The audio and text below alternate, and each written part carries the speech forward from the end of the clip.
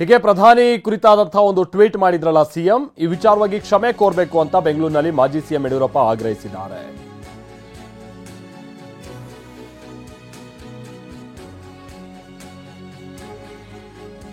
ಸಿದ್ದರಾಮಯ್ಯನಂತಹ ಒಬ್ಬ ಸಿಎಂ ಮೂರ್ಖತೆಯ ಮಾತನಾಡಿದ್ದಾರೆ. ಅವರು ಬೇಜವಾಬ್ದಾರಿ ಸಿಎಂ ಅನ್ನೋದನ್ನ ಸಾಬೀತು ಮಾಡಿದ್ದಾರೆ. ವಿಶ್ವವೇ ಕೊಂಡಾಡುವ ವ್ಯಕ್ತಿಗೆ ಹೀಗೆ ಟೀಕಿಸೋದು ಶೋಭೆ ತರೋದಿಲ್ಲ ಅಂತಾನೂ ಹೇಳಿದ್ದಾರೆ. ಪ್ರಧಾನಿಗಳು ನಿದ್ದೆ ಮಾಡ್ತಾರೆ ಇದನ್ನ ಸಿದ್ದರಾಮಯ್ಯನಂತ ಒಬ್ಬ ಮುಖ್ಯಮಂತ್ರಿ ಈ ಮೂರ್ಖತೆಯ ಮಾತನಾಡೋದ್ರ ಮೂಲಕ ಅವರು ಬೇಜವಾಬ್ದಾರಿ ಮುಖ್ಯಮಂತ್ರಿ ಅನ್ನೋದನ್ನ ಸಾಬೀತು ಮಾಡಿದ್ದಾರೆ.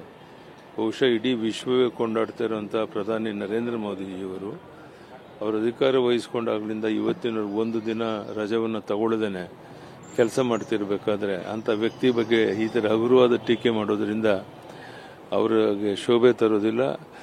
ಈ ಥರ ಹೇಳಿಕೆಯನ್ನು ಇನ್ನಾದರೂ ನಿಲ್ಲಿಸಿ ಈ ಹೇಳಿಕೆ ಬಗ್ಗೆ ಅವರು ಕ್ಷಮೆಯನ್ನು ಕೇಳಬೇಕು ಅಂತ ಒತ್ತಾಯ ಮಾಡಿ.